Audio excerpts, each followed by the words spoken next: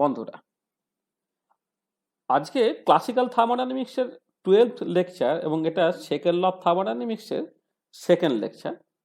এই লেকচার আমরা Carnot engine এবং কার্নো থিওরেম নিয়ে কথাবার্তা বলবো।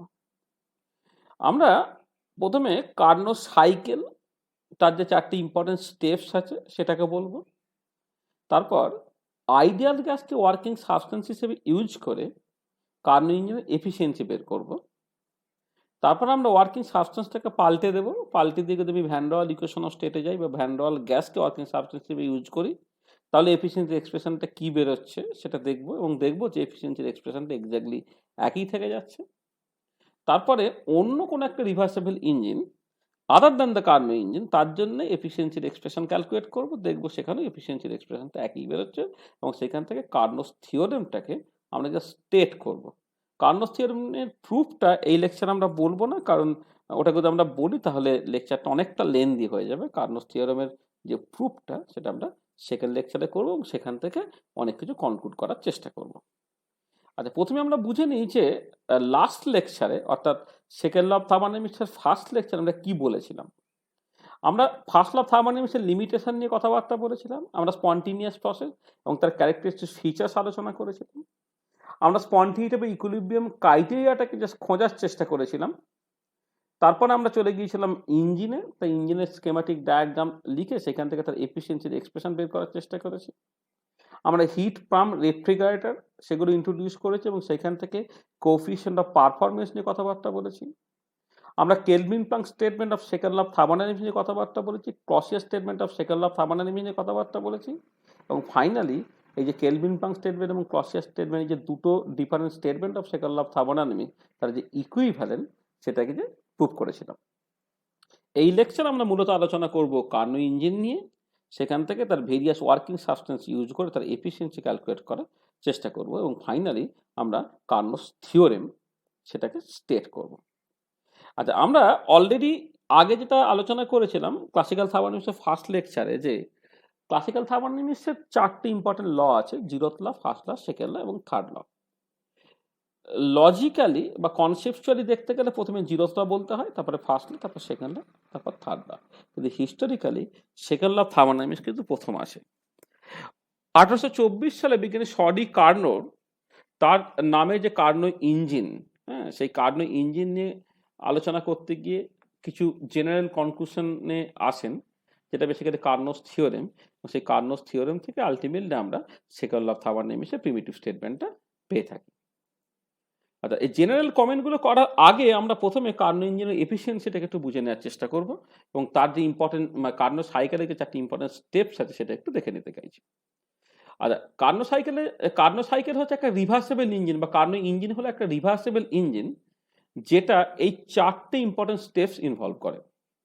স্টেপ ওয়ানে আইসোথার্মাল রিভার্সেবল এক্সপানশন হচ্ছে of a fluid from P1 V1 to P2 V2 at temperature T2। Temperature T2 basically যেটা হচ্ছে হাই টেম্পারেচার রিজার্ভ বা সোর্সের টেম্পারেচার, সেখানে থেকে একটা আইসোথার্মাল রিভার্সেবল এক্সপানশন হবে। একটা কিন্তু মাথায় রাখতে হবে, আইসোথার্মাল কোনো একটা প্রসেস করতে গেলে কিন্তু একটা রিজার্ভার লাগে। আচ্ছা, স্টেপ টুতে আমরা অ্যাডিয়াবেটিক রিভার্সেবল এক্সপানশন করছি from P2 V2 to P3 V3। আর অ্যাডিয়াবেটিক রিভার্সেবল এক্সপানশন করলে কিন্তু টেম্পারেচার ড্রপ হবে, টেম্পারেচারটা T2 থেকে T1 এ পৌঁছে গেল। স্টেপ থ্রিতে আমি এই T1 টেম্পারেচার, যেটা বেসিক্যালি সিঙ্কের বা লো টেম্পারেচার রিজার্ভারের টেম্পারেচার, সেই টেম্পারেচারে আইসোথার্মাল রিভার্সেবল কম্প্রেশন করে হিটটাকে রিলিজ করব, যেখানে কম্প্রেশনটা হবে P3 V3 থেকে P4 V4। এবং finally adiabatic reversible compression of a fluid from P4 to V4, P4 V4 to P1 V1 করব, যেখানে টেম্পারেচারটা বেড়ে গিয়ে T1 থেকে সেই ইনিশিয়াল টেম্পারেচার T2 তে পৌঁছাবে এবং পুরো সাইকেলটা কমপ্লিট হবে। আচ্ছা, এবারে আইডিয়াল গ্যাসকে যদি ওয়ার্কিং সাবস্টেন্স হিসেবে আমি ইউজ করি, তাহলে এই কার্নো সাইকেলটাকে আমি কিন্তু পিভি ডায়াগ্রামের সাহায্যে এক্সপ্রেস করতে পারছি। এটা হলো স্টেপ ওয়ান, অর্থাৎ আইসোথার্মাল রিভার্সেবল এক্সপ্রেশন আর টেম্পারেচার T2, যেখানে P1 V1 থেকে P2 V2 তে পৌঁছালাম। স্টেপ টুতে হচ্ছে অ্যাডিয়াবেটিক রিভার্সেবল এক্সপানশন হচ্ছে, P2 V2 থেকে P3 V2 তে গেলাম। তারপর আমরা আইসোথার্মাল রিভার্সেবল কম্প্রেশনে পৌঁছালাম, যেটা P3 V2 থেকে P4 V4 এ পৌঁছালাম এবং ফাইনালি আমরা অ্যাডিয়াবেটিক রিভার্সেবল কম্প্রেশনে আমরা P4 V4 থেকে P1 V1 এ পৌঁছালাম, যেখানে টেম্পারেচারটা T1 থেকে T2 তে পৌঁছে গেল। আর এখানে কতগুলি ছবিটা আঁকার সময় অনেকেই দেখেছি যে ছবিটা যখন আঁকে এটা অ্যাটলিস্ট কোয়ালিটেটিভলি কারেক্ট ছবি একটা আঁকার চেষ্টা করতে হবে। তাহলে কোয়ালিটি কারেক্ট ছবি আঁকার সময় কতগুলো জিনিস যেটা মাথায় রাখার দরকার সেটা হচ্ছে এই যে আইসোথার্মস নেভার ইন্টারসেক্টস অ্যান্ড অ্যাডাবেটস নেভার ইন্টারসেক্ট। কেন এই আইসোথার্মাল যে স্টেপগুলো তারা এখানে প্যারালাল হয় এবং অ্যাডাবেটিভ স্টেপগুলো এখানে প্যারালাল হয়, সেটা একটা জিনিস মাথায় রাখার দরকার আছে। সেকেন্ড ইম্পর্টেন্ট জিনিস যেটা মাথায় রাখা সেটা হচ্ছে যে অ্যাডাবেটস আর স্টিপার দ্যান দ্য আইসোথার্ম। সেখানে এটা কোনো রকম ভাবে অ্যাডাবেট এটা আইসোথার্ম হতে পারবে না, এটা আইসোথার্ম হবে, এটা অ্যাডাবেট, কারণ অ্যাডাবেটটা হচ্ছে অনেক বেশি স্টিপার। এবং এই যে চারটে পয়েন্ট যেটা P1 V1 P2 V2 P3 V3 এবং P4 V4, এই চারটে পয়েন্ট যা সেই ছবিতে দেখানো হয়েছে এবং তার করসপন্ডিং P1 কোনটা, P2 কোনটা, P4 কোনটা, P3 কোনটা সেগুলো আমি দেখতে পাচ্ছি। ঠিক একই রকম ভাবে V1 V2 V3 V4 এগুলোকেও দেখে নিতে পারছি। আজ এবার আমরা আমাদের বক্তব্যে ফিরে আসি। তাহলে আমি এই এফিসিয়েন্সি ক্যালকুলেট করার জন্য আমরা যখন ইঞ্জিন নিয়ে কথাবার্তা বলেছিলাম তখন এফিসিয়েন্সি ডেফিনেশনটা কি বলেছিলাম, যে টোটাল সাইকেলটার জন্য যে net work divided by heat absorb. একটা জিনিস মাথায় রাখতে হবে, হিট কিন্তু অ্যাবজর্ব হচ্ছে স্টেপ 1-এ, যেখানে আইসোথার্মাল রিভার্সেবল এক্সপানশনটা হচ্ছে, আর ওয়ার্ক ইনভলভ হচ্ছে কিন্তু চারটে স্টেপেই। তাহলে আমরা প্রত্যেকটা স্টেপের জন্য হিটের চেঞ্জ, ওয়ার্কের চেঞ্জ এবং চেঞ্জ ইন ইন্টারনাল এনার্জি এটা জাস্ট বুঝে নেওয়ার চেষ্টা করছি। আচ্ছা, স্টেপ 1 যেটা আমরা বললাম যে আইসোথার্মাল রিভার্সেবল এক্সপানশন হচ্ছে from P1 V1 to P2 V2 at temperature T2। আচ্ছা, যেহেতু আইডিয়াল গ্যাসকে ওয়ার্কিং সাবস্টেন্স ইউজ করা হয়েছে, আইডিয়াল গ্যাসের জন্য ইন্টারনাল এনার্জি যেহেতু only the function of temperature, সেখানে change in internal energy delta U1 সেটা কিন্তু 0 হবে। আমরা জুলস এক্সপেরিমেন্ট বা জুলস ল পড়েছি, সেখান থেকে দেখেছিলাম যে internal energy of an ideal gas is only the function of temperature. Isothermal প্রসেসে টেম্পারেচার যেহেতু কনস্ট্যান্ট থাকে, সেই জন্য চেঞ্জ ইন ইন্টারনাল এনার্জি 0 হবে বা ইন্টারনাল এনার্জি কোনো চেঞ্জ হবে না। আচ্ছা, ওয়ার্ক যেটা ইনভলভ হবে সেটা এই পার্টিকুলার কেসে -nRT2 ln V2 by V1। Ideal গ্যাসের জন্য এই আইসোথার্মাল রিভার্সেবল এক্সপানশন বা কম্প্রেশনের জন্য ওয়ার্কের যে এক্সপ্রেশন হয় সেটা আমরা সম্ভবত ক্লাসিক্যাল থার্মোডাইনামিক্সের লেকচার 4-এ পড়েছিলাম, সেইখান থেকে রেজাল্ট আমরা এখানে নিয়ে নিচ্ছি যে স্টেপ 1 যেটা আইসোথার্মাল রিভার্সেবল এক্সপানশন হয়েছে, যেখানে ভলিউমটা V1 থেকে V2 তে গেছে আর টেম্পারেচার T2, তার জন্য যেটা ওয়ার্ক ইনভলভ হচ্ছে সেটা হচ্ছে -nRT2 ln V2 by V1।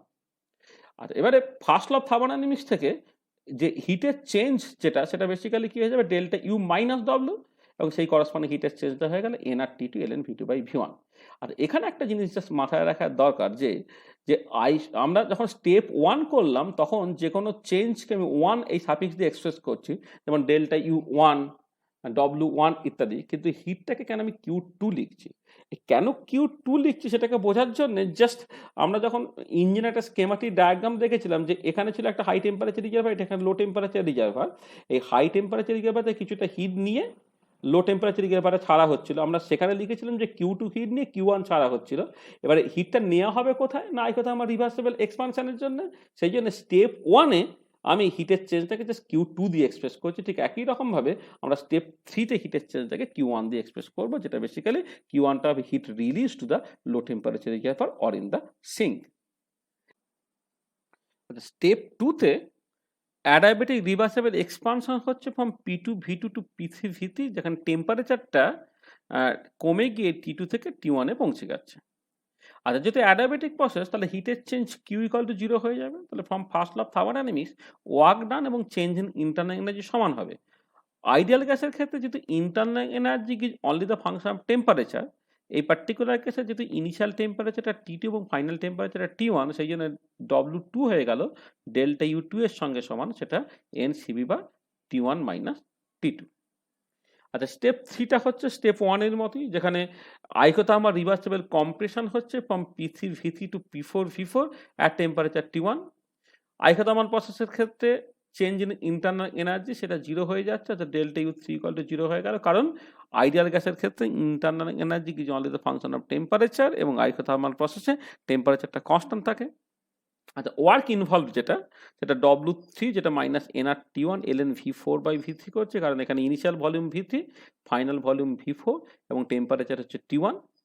আজ এবারে from first law of thermodynamics heat release to low temperature reservoir Q1 দিয়ে এক্সপ্রেস করছি, যেটা ডেল্টা U3 মাইনাস W3, যেটা হয়ে গেল nRT1 ln V4 by V3। আচ্ছা, স্টেপ 4টা স্টেপ 2 এর মতো, শুধু ওখানে এক্সপানশন ছিল, এখানে কম্প্রেশন। তা স্টেপ 4-এ অ্যাডিয়াবেটিক রিভার্সেবল কম্প্রেশন হচ্ছে from P4 V4 to V1, যেখানে টেম্পারেচারটা বেড়ে গিয়ে T1 থেকে T2 তে পৌঁছে যাচ্ছে। তাহলে এই পার্টিকুলার ক্ষেত্রে heat involve as usual Q prime equal to 0 হলো, আর from first law of thermodynamics work done সেটা চেঞ্জ ইন ইন্টারনাল এনার্জির সঙ্গে সমান। তো W4 equal to delta U4 equal to NCV বা T2 মাইনাস T1 হয়ে গেল। এখানে final temperature T2, initial temperature T1। আর এবারে যদি আমি change in internal energy for the cycle consider করি, সাইক্লিক ইন্টিগ্রাল ডিউ সেটা হবে delta U1 plus delta U2 plus delta U3 plus delta 4, অর্থাৎ 4টে স্টেপে চেঞ্জ ইন ইন্টারনাল এনার্জি যোগফলের সঙ্গে সমান। তাহলে স্টেপ 1 এবং স্টেপ 3 আইসোথার্মাল প্রসেসে পড়ে তার চেঞ্জ ইন ইন্টারনাল এনার্জি 0 হয়ে গেল।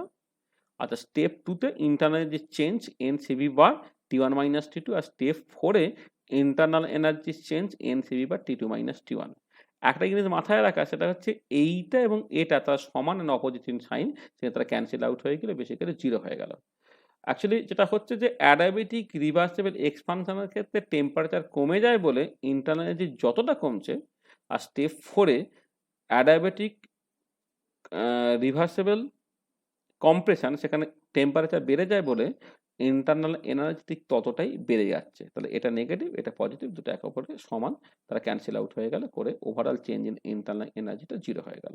ঠিক একই রকমভাবে আমরা চেঞ্জ ইন এনথালপি যদি এই পার্টিকুলার কেসে লাগবে না, আমরা ক্যালকুলেট করতে পারি, সেটাও বেসিক্যালি 0 বেরোবে। আচ্ছা, এই যে দুটো রেজাল্ট পেলাম যে সাইক্লিক ইন্টিগ্রাল অফ ডিউ এবং সাইক্লিক ইন্টিগ্রাল অফ ডিএইচ 0 হবে, এটা একটা চেক। কারণ ইন্টারনাল এনার্জি এবং এনথালপি তারা স্টেট প্রপার্টি হয়ে যাওয়ার জন্য যে কোনো সাইক্লিক প্রসেসে কিন্তু ওভারঅল চেঞ্জটা 0 হওয়া উচিত, এবং সেটাই হয়েছে।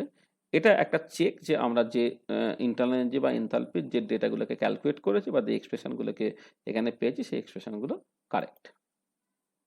আচ্ছা, এবারে আমরা ওই নেট ওয়ার্কে যাওয়ার আগে দুটো জিনিস একটু ভালো করে বুঝে নেওয়ার চেষ্টা করি। সেটা হচ্ছে এই যে স্টেপ 2 আর স্টেপ 4, এটা অ্যাডিয়াবেটিক রিভার্সিবল প্রসেস, এটাও অ্যাডিয়াবেটিক রিভার্সিবল প্রসেস। তাহলে আইডিয়াল গ্যাসের জন্য অ্যাডিয়াবেটিক রিভার্সিবল প্রসেসে টেম্পারেচার ভলিউম রিলেশনটা আমরা জানি। কি জানি সেটা?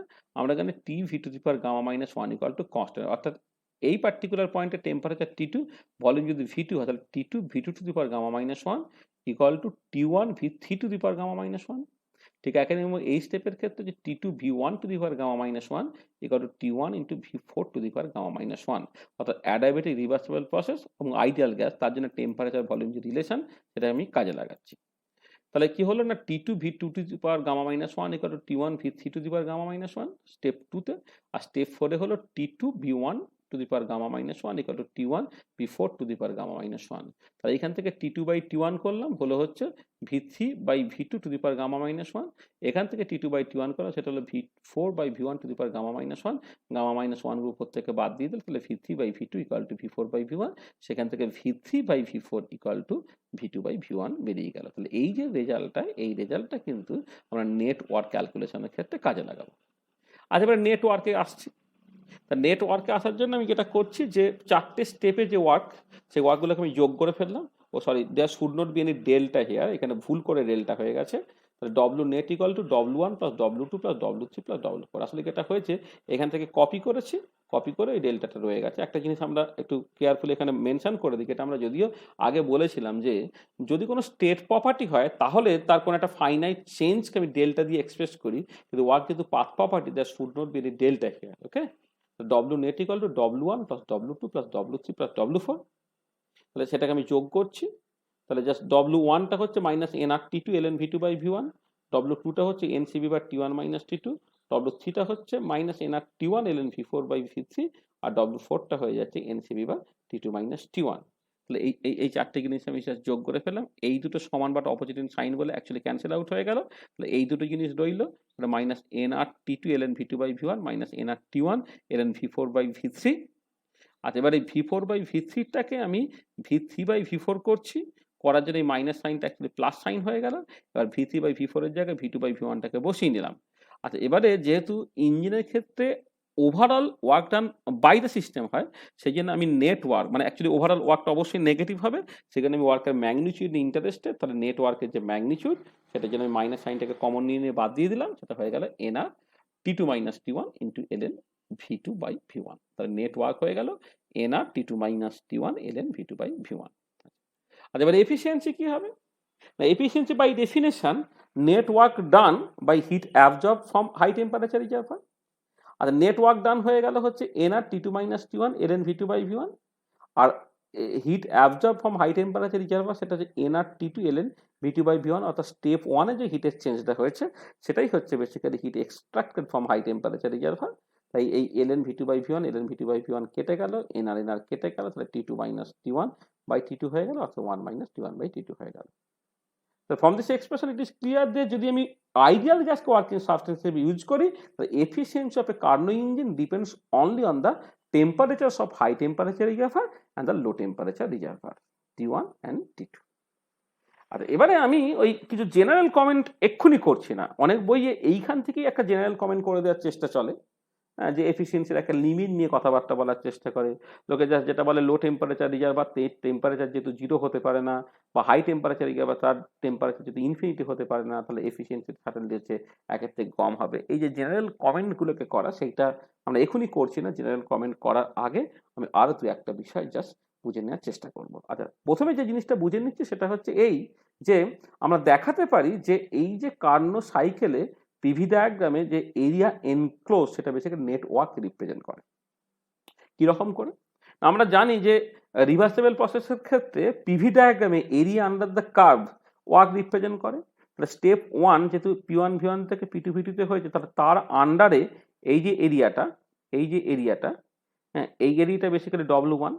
স্টেপ টুতে পি টু ভি টু থেকে পি থ্রি ভি টুতে যাওয়া গেছে, তাহলে এই যে জায়গাটা হচ্ছে ওয়ার্ক হলো স্টেপ টু এর জন্য। স্টেপ থ্রিতে এইখান থেকে এইখানে যাওয়া হয়েছে পি থ্রি ভি টু থেকে পি ফোর ভি ফোর, তাহলে এই এই এই এই এটা হলো স্টেপ থ্রি এর ওয়ার্ক। আর স্টেপ ফোরে পি ফোর ভি ফোর থেকে পি ওয়ান ভি ওয়ানে যাওয়া হয়েছে, তাহলে এই হচ্ছে আমার করসপন্ডিং ওয়ার্কটা। আচ্ছা, এবারে কথা হচ্ছে স্টেপ ওয়ান এবং স্টেপ টু তার হচ্ছে এক্সপানশন ওয়ার্ক, অর্থাৎ work done by the system হচ্ছে। স্টেপ থ্রি এবং স্টেপ ফোর সেটা basic work done on the system হচ্ছে। তার মানে work done by the system হচ্ছে এইখান থেকে শুরু করে এই এই এই এই পুরো জায়গাটা, আর work done on the system হয়েছে এই এই এই যে পুরো এরিয়াটা। তার মানে এটা দাঁড়াচ্ছে যে এক্সপানশনের ক্ষেত্রে যে ওয়ার্কটা সেটা বেসিক্যালি আমার জন্য লাভ বা ইঞ্জিনের জন্য লাভ, আর কম্প্রেশনের জন্য ওয়ার্কটা কিন্তু আমাকে বেসিক্যালি দিতে হচ্ছে। তাহলে নেটওয়ার্কের যে লাভটা আমার অ্যাকচুয়ালি হলো সেটা হচ্ছে এই 1 নম্বর 2 নম্বর স্টেপে যে নেটওয়ার্কটা হলো সেখান থেকে বাদ দিতে হবে 3 নম্বর ও 4 নম্বরের যে ওয়ার্ক সেটা। তাহলে বিয়োগটা দিলে আমি পরিষ্কার যেটা বুঝতে পারছি যে এরিয়া ইনক্লোজ যে পার্টটা সেই পার্টটাই কিন্তু নেটওয়ার্ক রিপ্রেজেন্ট করছে। এবং এই কনটেক্সট আমরা আরেকটা জিনিস যেটা দেখে নিতে পারছি সেটা হচ্ছে যে এফিসিয়েন্সিটা সেটা যে এই নেটওয়ার্ক অর্থাৎ এই ভেতরের এরিয়াটা থেকে ভাগ করতে হবে heat extracted from the high temperature area বা কিউ টু, অর্থাৎ স্টেপ ওয়ানে যে হিটটা ইনভলভ হয়েছে। আচ্ছা, স্টেপ ওয়ানে যে হিটটা ইনভলভ হয়েছে সেটা আমরা দেখেছিলাম যে এই স্টেপ ওয়ানে যেহেতু change in internal energy zero, সেখানে ওয়ার্ক এবং হিটের ম্যাগনিটিউড দুটো সমান হবে। অর্থাৎ স্টেপ ওয়ানের জন্য হিটের চেঞ্জ হচ্ছে এই যে পার্টটা, এই পুরো পার্টটা, ঠিক আছে? তাহলে এফিসিয়েন্সিটা কি হলো? এই ভেতরের এরিয়া ডিভাইডেড বাই এই এরিয়াটা, অর্থাৎ দুটো এরিয়ার রেশিও হিসেবে কিন্তু আমি এফিসিয়েন্সিটাকে এক্সপ্রেস করতে পারছি। এবারে আমরা যে কাজটাকে করব সেটা হচ্ছে যে এই যে কার্নো ইঞ্জিন এবং তার যে এফিসিয়েন্সিটা আমরা ক্যালকুলেট করলাম, যেটা basically 1 minus T one by T two, অর্থাৎ 1 minus temperature of the sink by temperature of the source, বা temperature of the low temperature reservoir by temperature of the high temperature reservoir. এই যে এক্সপ্রেশনটা বেরিয়েছে, এই এক্সপ্রেশনটাকে specifically ideal গ্যাসের ক্ষেত্রে সত্যি, না যে কোনো ওয়ার্কিং সাবস্টেন্স নিলে এফিসিয়েন্সির এক্সপ্রেশনটা একই বেরোতো? আচ্ছা, সেইটা বোঝার জন্যে আমরা এক কাজ করি, আমরা যেটা করি যে আইডিয়াল গ্যাস ছাড়া অন্য কোনো ইকুয়েশন অফ স্টেট ওবে করে এরকম একটা ওয়ার্কিং সাবস্টেন্স দিয়ে স্টার্ট করি। তা ধরা যাক আমরা N mole of A van ডের ওয়াল গ্যাস সেটাকে ওয়ার্কিং সাবস্টেন্স হিসেবে ইউজ করছি। আচ্ছা, এবারে ভ্যান ডের ওয়াল গ্যাসকে ওয়ার্কিং সাবস্টেন্স হিসেবে ইউজ করে তার এফিসিয়েন্সি ক্যালকুলেশনের জন্য আমার কতগুলো জিনিস একটুখানি রিক্যাপচুলেট করে নিতে হবে, যেটা আমরা অলরেডি বলেছিলাম। যে আমরা জানি যে internal energy as a function of temperature and volume, সেখানে ডিউটাকে লিখতে পাচ্ছি del U by del T at constant V dT plus del U by del V at constant T dV. এবার del U by del T at constant V, এই যে পার্টটা, এই পার্টটা বেসিক্যালি সিভি বা এটাকে এন সিভি বার হিসেবে লিখতে পাচ্ছি। তাহলে এই পার্ট থেকে হয়ে গেল এন সিভি বার ডিটি। এবার আইডিয়াল গ্যাসের ক্ষেত্রে del U by del V at constant T যেহেতু জিরো ছিল, তাহলে এরকম কোনো পার্ট ছিল না। কিন্তু ভ্যান ডের ওয়াল গ্যাসের জন্য আমরা অলরেডি দেখেছি যে del U by del V at constant T সেটা বেসিক্যালি ইন্টারনাল প্রেশার, সেটা N square by V square হয়। সেই জন্য ডিউটাকে ভ্যান ডের ওয়াল গ্যাসের জন্য লিখতে হবে N CV bar d T plus N square by V square into d V. তাহলে এই যে ইন্টারনাল এনার্জির টেম্পারেচার এবং ভলিউমের ফাংশন হলো, এবারে যদি কোনো একটা ট্রান্সফরমেশন ঘটে from T1 V1 two T2 V2, তাহলে চেঞ্জ ইন ইন্টারনাল এনার্জি হয়ে যাবে NCV বা T2 minus T1 minus n square A 1/V2 minus 1/V1। This is very very important. তাহলে আইডিয়াল গ্যাসের ক্ষেত্রে কিন্তু এই পার্টটা থাকতো না। আর একটা ইম্পর্টেন্ট পয়েন্ট, যে যেহেতু আমাকে ওয়ার্কটা আলটিমেটলি ক্যালকুলেট করতে হবে এফিসিয়েন্সির এক্সপ্রেশন বের করে দেওয়ার জন্য, তাহলে ওয়ার্কটা কিন্তু ভ্যান ডার ওয়াল গ্যাসের জন্য আমি just minus NRT2 ln V2 minus NB by V1 minus NB, তার সঙ্গে সঙ্গে আর একটা অ্যাডিশনাল টার্ম থাকবে, যেটা minus n square A 1/V2 minus 1/V1, যেটা আমরা ওই যখন ক্লাসিক্যাল থার্মোডাইনামিক্সের লেকচার 4-এ যেখানে বিভিন্ন রকমের পিভি টাইপ ওয়ার্ক নিয়ে আলোচনা করে, সেখানে কিন্তু এই পার্টটা আমাদের অলরেডি বলা আছে। আচ্ছা, তাহলে এবারে স্টেপ 1-এ কি হলো না, স্টেপ 1-এ বেসিক্যালি আইকোথার্মাল রিভার্সিবল এক্সপানশন হচ্ছে from P1 V1 to P2 V2 at temperature T2। তাহলে আইডিয়াল গ্যাসের ক্ষেত্রে যেখানে ইন্টারনাল এনার্জি চেঞ্জটা 0 ছিল, কারণ internal energy was the function of temperature only, কিন্তু ভ্যান ডার ওয়াল গ্যাসের ক্ষেত্রে ইন্টারনাল এনার্জি কিন্তু ভলিউমের ফাংশন টুগেদার উইথ টেম্পারেচার। আইকোথার্মাল প্রসেসের ক্ষেত্রে টেম্পারেচার কনস্ট্যান্ট আছে, সেই জন্য এই পার্টটা রইল না, কিন্তু এই করসপন্ডিং পার্টটা রয়ে যাবে, এখানে চেঞ্জ ইন ইন্টারনাল এনার্জি হয়ে গেল minus n square A 1/V2 minus 1/V1। আচ্ছা, ওয়ার্ক ইনভলভ যেটা হয়ে যাবে minus NRT2 ln V2 minus NB by V1 minus NB minus n square 1/V2 minus 1/V1। আর from first of thermodynamics heat extracted from the high temperature reservoir Q2 যেটা delta U1 minus W1 যদি আমি করি, তাহলে basically এটা থেকে এটা যদি বাদ দিয়ে দেওয়া হয়, তাহলে এই পার্টটা ক্যান্সেল আউট হয়ে গেল, তাহলে পড়ে রইল NRT2 ln V2 minus NB by V1 minus NB। আচ্ছা, স্টেপ 2-তে যেহেতু এটা অ্যাডায়াবেটিক প্রসেস, মানে অ্যাডায়াবেটিক রিভার্সিবল এক্সপানশন হচ্ছে from P2 V2 to P3 V3, যেখানে টেম্পারেচারটা চেঞ্জ হয়ে যাচ্ছে T2 থেকে T1-এ, তাহলে হিট ইনভলভ সাডেনলি 0 হবে, কারণ অ্যাডায়াবেটিক প্রসেসে হিটের চেঞ্জটা 0। তাহলে from first law of thermodynamics work এবং চেঞ্জ ইন ইন্টারনাল এনার্জি সমান হয়ে যাবে, এবং সেটা হয়ে যাবে NCV bar T1 minus T2 minus n square A 1/V3 minus 1/V2, কারণ ভলিউম চেঞ্জটা হচ্ছে V2 থেকে V3 এবং টেম্পারেচার চেঞ্জটা হচ্ছে বেসিক্যালি T2 থেকে T1-এ। আচ্ছা, স্টেপ 3টা হচ্ছে অনেকটা স্টেপ 1-এর মতো, শুধু এক্সপানশনের বদলে এখানে কম্প্রেশন। তাহলে isothermal reversible, sorry this should be compression, isothermal reversible compression হচ্ছে from P3 V3 to P4 V4 at temperature T1, this should be compression. তাহলে change in internal energy delta U3 হয়ে গেল minus n square A 1/V4 minus 1/V3। Work involve যেটা minus NRT1 ln V4 minus NB by V3 minus NB minus n square A 1/V4 minus 1/V3। আর from first law of thermodynamics heat extracted to low temperature heat released to low temperature reservoir delta U3 minus W3, সেটা হয়ে গেল NRT1 ln V4 minus NB by V3 minus NB। তা step 4-এ কি হলো, step 4-এ হচ্ছে একটা adiabatic reversible compression হচ্ছে from P4 V4 থেকে P1 V1, এখানে টেম্পারেচারটা বেড়ে গিয়ে T1 থেকে T2-তে অর্থাৎ ইনিশিয়াল স্টেটে পৌঁছে যাচ্ছে, তার জন্য হিটের চেঞ্জ 0 হয়ে যাবে। আর ওয়ার্কের চেঞ্জ যেটা চেঞ্জ ইন ইন্টারনাল এনার্জির সঙ্গে সমান, সেটা NCV bar T2 minus T1 minus n স্কোয়ারে 1/V1 মাইনাস 1/V4 হয়ে গেল।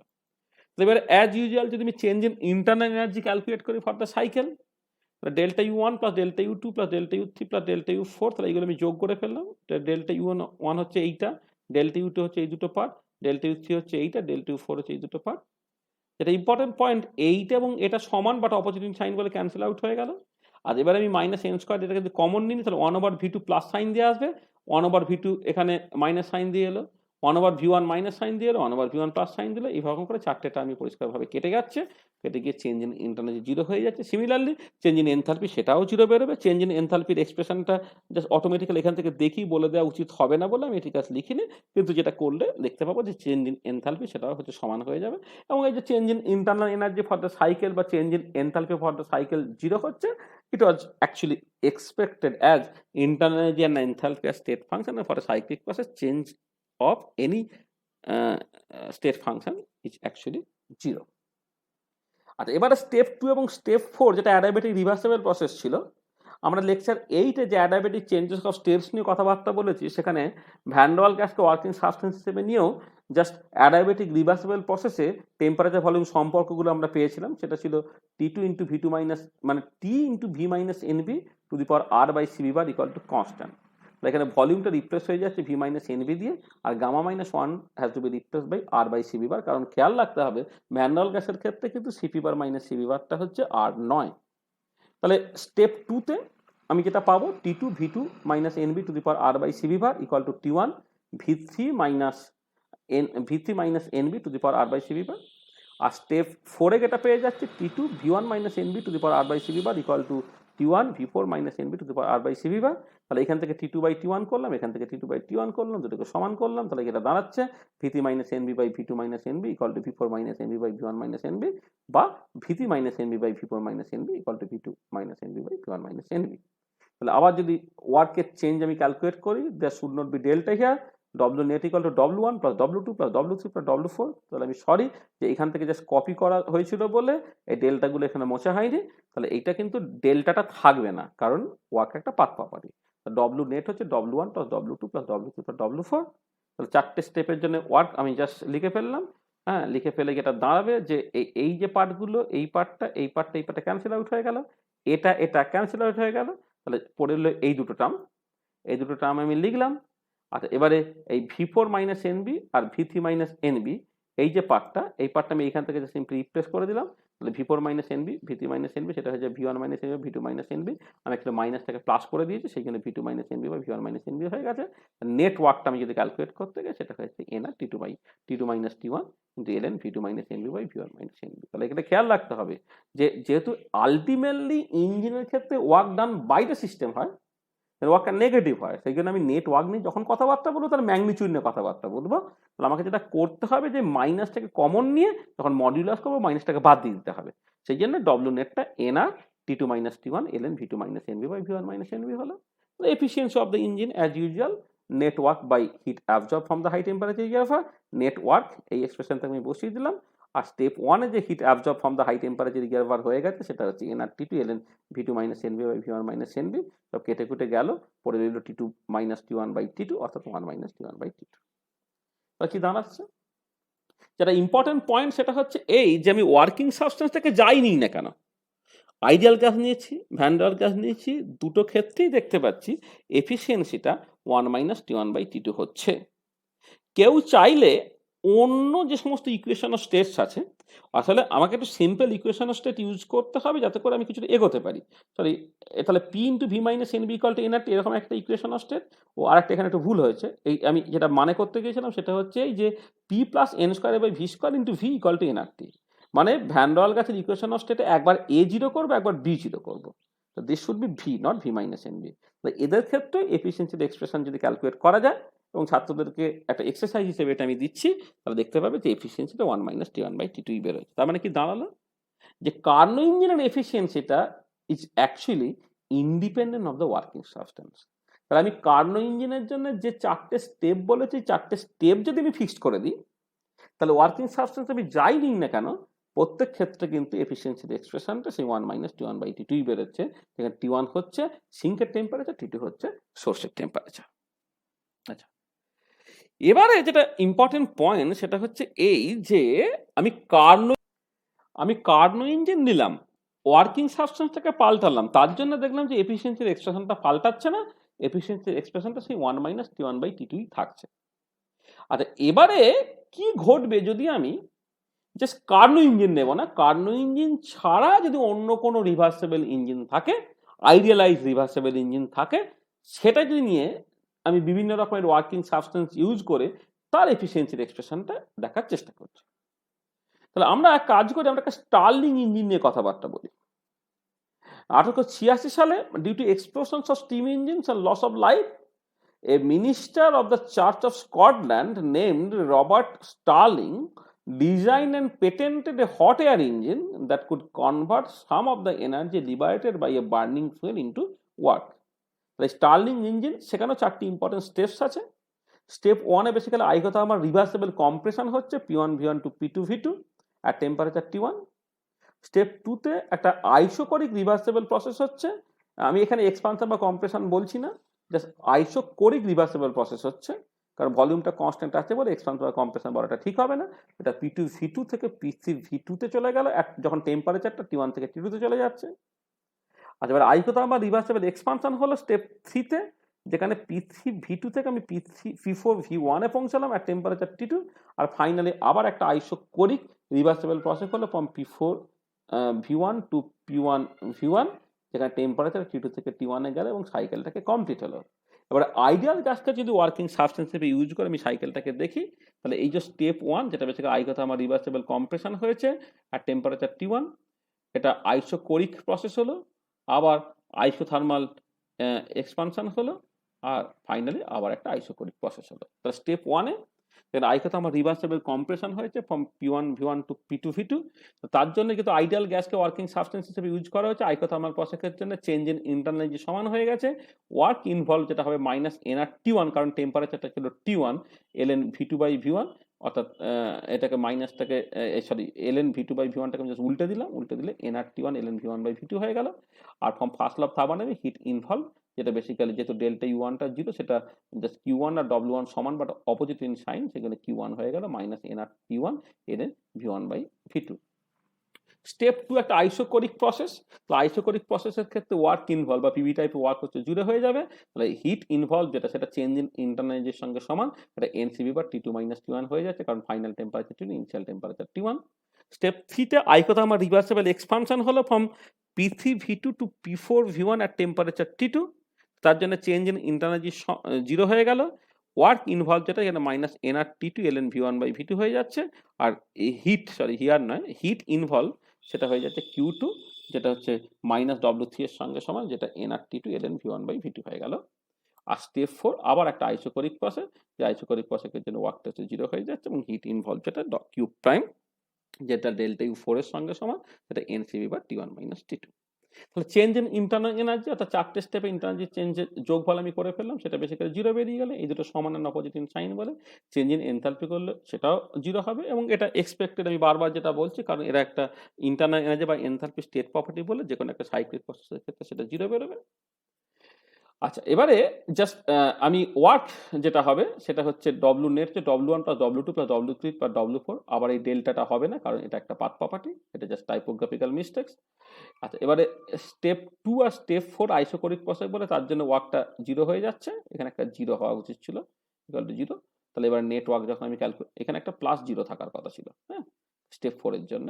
তাহলে এবারে নেট ওয়ার্ক যেটা হয়ে গেল সেটা হচ্ছে n R T2 minus T1 ln V1 by V2। তাহলে এফিসিয়েন্সি আমি ইজিলি ক্যালকুলেট করতে পারি, নেটওয়ার্ক বাই Q2, নেটওয়ার্কটা হচ্ছে n R T2 minus T1 ln V1 by V2 by n R T2 ln V1 by V2, সেটা 1 মাইনাস T1 বাই T2 বেরিয়ে গেল। তাহলে কি দাঁড়ালো, যে যদি আমি কার্নো ইঞ্জিন ছাড়া অন্য কোনো রিভার্সিবল ইঞ্জিন কনসিডার করি, এবং ওয়ার্কিং সাবস্টেন্স এই পার্টিকুলার কেসে আইডিয়াল গ্যাস নিয়েছে, আইডিয়াল গ্যাস ছাড়া অন্য কোনো ওয়ার্কিং সাবস্টেন্স নেওয়া যেতে পারত, তার ক্ষেত্রে কিন্তু এফিসিয়েন্সির এক্সপ্রেশনটা এক্স্যাক্টলি একই বেরোলো, যেটা হচ্ছে 1 মাইনাস T1 বাই T2। এবং ছাত্রদেরকে একটা এক্সারসাইজ হিসেবে আমি অন্য আইডিয়ালাইজ রিভার্সেবল সাইকেল, যেমন auto cycle, diesel cycle, Rankine cycle, এদের জন্য আমি এফিসিয়েন্সির এক্সপ্রেশন ক্যালকুলেট করতে অনুরোধ করছি, এবং যেটা দেখবে সেটা হচ্ছে যে এফিসিয়েন্সির এক্সপ্রেশনটা সেই 1 মাইনাস T1 বাই T2 বেরোচ্ছে। আর এবার অটো সাইকেল বা Diesel cycle, Rankine cycle actually স্টেপসগুলো কি সেটা ইন্টারনেট থেকে পাওয়া যেতে পারে। জিমেন্সকির যে হিট অ্যান্ড থার্মোডাইনামিক্সের যে বই, জিমেন্সকি বা জিমেন্স ক্যান ডিটপ্যান, সেই বইকে এটা পরিষ্কারভাবে সাইকেলগুলো পরিষ্কারভাবে বলে দেওয়া আছে। আর আমাদের যে physical chemistry concepts and model যে বুক সিরিজ, হ্যাঁ, ফিজিক্যাল কেমিস্ট্রি, সেখানে ভলিউম 3-তেও হচ্ছে আমরা এই সাইকেলগুলোকে খুব ডিটেলে আলোচনা করেছি। আচ্ছা, তাহলে কি দাঁড়ালো, যেটা দাঁড়ালো সেটা হচ্ছে এই যে, মানে আমি জাস্ট রিড আউট করছি, it is clear that if you consider various reversible engines and change the working substance, we will find that in each case efficiency remains the same if the engines are connected to the same pair of heat reservoirs। তাহলে কি দাঁড়ালো, যদি same pair of hit reservoir, বা high temperature reservoir তার temperature T2 এবং লো temperature reservoir তার temperature T1 যদি আমি ফিক্স করে দিই, এর মধ্যে যে কোনো রিভার্সিবল ইঞ্জিন আমি ইউজ করি না কেন, মানে আমরা জাস্ট দেখি যে Carnot engine with different working substance use করেছি, আবার অন্য reversible engine other than the Carnot engine সেটা আমি ইউজ করেছি, প্রত্যেক ক্ষেত্রে এফিসিয়েন্সির এক্সপ্রেশনটা একই বেরোচ্ছে। তার মানে আমি সেখান থেকে প্রথম যে কনক্লুশনটাকে করতে পারি সেটা হচ্ছে এই যে, if the engines are connected to same pair of reservoirs, same pair of heat reservoirs, then all reversible engines are equally efficient. This is the Carnot's first theorem. Second important point যেটা, সেটা হচ্ছে এই যে আমরা জানি যে যখন work done by the system হয় বা এক্সপানশন টাইপের ওয়ার্ক হয়, reversible work is the maximum work. তার মানে যে কোনো ইরিভার্সিবল প্রসেসের ক্ষেত্রে কিন্তু work done by the system তার ম্যাগনিটিউডটা কমে যাবে। তাহলে আমি এইখানে রিভার্সিবল ইঞ্জিন নিয়ে কথাবার্তা বললাম, যদি আমি রিভার্সিবল ইঞ্জিন কনসিডার করতাম, তাহলে ইরিভার্সিবল ইঞ্জিনের জন্য যে work done by the system, অর্থাৎ ইঞ্জিন যে ওয়ার্কটা আমাকে অ্যাকচুয়ালি দেবে কোনো একটা গিভেন অ্যামাউন্টে হিট নেওয়ার পরে, সেই ওয়ার্কটা সার্টেনলি কমে যাবে। এবং সেইখান থেকে আমরা সেকেন্ড কনক্লুশনে যেটা পৌঁছাচ্ছি সেটা হচ্ছে এই যে if the engines are connected to same pair of reservoirs then irreversible engines are less efficient than the reversible one. তাহলে আমি কনক্লুড করছি কি, যে কনক্লুড করছে সেটাই হচ্ছে, মানে যেটা বললাম সেটা হচ্ছে কার্নোসের বেসিক্যালি সেকেন্ড থিওরেম, যেটা বলা হলো যে if the engines are connected to same pair of heat reservoirs then irreversible engines are less efficient than the reversible one. তাহলে এই যে ফার্স্ট থিওরেম আর সেকেন্ড থিওরেম সেটাকে কম্বাইন করে যে থিওরেমটা পাচ্ছি সেটাই বেসিক্যালি কার্নোস থিওরেম বলা হচ্ছে। তার স্টেটমেন্টটা আমি আবার একবার রিপিট করছি, সেটা হচ্ছে কি, if the engines are connected to same pair of heat reservoirs then all reversible engines are equally efficient. আর সেকেন্ডলি হচ্ছে irreversible engines are less efficient than the reversible one. তাহলে এই যে কার্নোস থিওরেম, সেই কার্নোস থিওরেমসটা আমরা কতগুলো এক্সাম্পল দিয়ে বেসিক্যালি থিওরেম ওয়ানটা পরিষ্কারভাবে বুঝলাম। থিওরেম ওয়ান এবং থিওরেম টু এর যে অ্যাকচুয়াল প্রুফ, যে প্রুফটা হচ্ছে রিগরাস, সেই প্রুফটা আমাদের একটু বুঝে বুঝে একটু সময় ধরে করতে হবে বলে আমরা আজকে করলে যেহেতু লেকচারটা অনেকটা লেন্দি হয়ে যাওয়ার সম্ভাবনা ছিল, সেই জন্য আমরা এই পর্যন্তই আজকে বলবো। পরের দিন হচ্ছে আমরা এখান থেকে জাস্ট এই কার্নোস থিওরেমের প্রুফটাকে করব। আচ্ছা, কনক্লুড করার আগে আমরা অ্যাজ ইউজুয়াল যেটা করছি সেটা হচ্ছে যে আজকে যে কথাগুলো বলা হলো তার উপরে বেস করে, মানে বেসিক্যালি ইঞ্জিনের এফিসিয়েন্সি, রিভার্সিবল ইঞ্জিনের এফিসিয়েন্সি যে 1-T1/T2 বেরোয়, এই যে পয়েন্টটা, এই পয়েন্টটাকে মাথায় রেখে হচ্ছে আমি 3টে নিউমেরিক্যাল প্রবলেম দিচ্ছি, তার উত্তর দিয়ে দেওয়া আছে। ছাত্রদেরকে অনুরোধ করব যে এই নিউমেরিক্যাল প্রবলেমগুলো তারা যেন কষে সেইখান থেকে একটা ফাইনাল রেজাল্ট বের করার চেষ্টা করে। আর এর আগে আমি আরও 2-একটা প্রবলেম কিন্তু দিয়েছি, সেটা ছাত্রদেরকে করতে বলছি।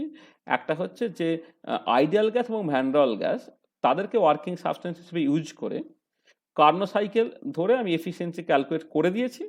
বাকি দুটো ইকুয়েশন অফ স্টেট আছে, একটা হচ্ছে P × V - NV = nRT, যেখানে ইন্টারমাল করে রিপালশন আছে, ইন্টারমাল করে অ্যাট্রাকশন নাই। আর একটা হচ্ছে P + n²/v² × V = nRT, যেখানে ইন্টারমাল করে অ্যাট্রাকশন আছে, রিপালশন নাই। তাদের জন্য এফিসিয়েন্সির এক্সপ্রেশনটাকে বের করতে বলেছি। আর আদার দেন কার্নো ইঞ্জিন, যে আইডিয়ালাইজ রিভার্সিবল ইঞ্জিনসগুলো আছে, যেমন অটো ইঞ্জিনের কথা বললাম, ডিজেল ইঞ্জিনের কথা বললাম, র্যাঙ্কিন ইঞ্জিনের ক্ষেত্রে কথা বললাম, তাদের ক্ষেত্রে এফিসিয়েন্সির এক্সপ্রেশনটাকে বের করতে বলছি এবং চেক করতে বলছি, দেখতে যে এটা 1-T1/T2 হচ্ছে কিনা। আচ্ছা, যারা আরেকটু এনথুসিয়াস্টিক তাদের জন্য আমি যেটা বলবো যে এই যে নন আইডিয়াল গ্যাসের যে ইকুয়েশন অফ স্টেটটাকে ধরা হচ্ছে ভ্যান ডের ওয়াল গ্যাস, এছাড়া বার্থেলোট, ডাইটারেসি বা সাহাবোস বা ভিরিয়াল ইকুয়েশন অফ স্টেট বা ক্যামারলিঙ্গন ইকুয়েশন অফ স্টেট, এই যে অনেক রকমের ইকুয়েশন অফ স্টেটসগুলো আছে সেটাকে এক্সাম্পল হিসেবে ধরে বা ওয়ার্কিং সাবস্টেন্স হিসেবে ধরে জাস্ট এফিসিয়েন্সির এক্সপ্রেশন ক্যালকুলেট করা যেতে পারে, করে ফাইনাল এক্সপ্রেশনটা কী বেরোচ্ছে একটা এক্সারসাইজ হিসেবে সে দেখতে পারে। This is very very important. Okay, তাহলে আমরা কনক্লুশনে আসছি। তাহলে আমরা কি পড়লাম ইন দিস লেকচার?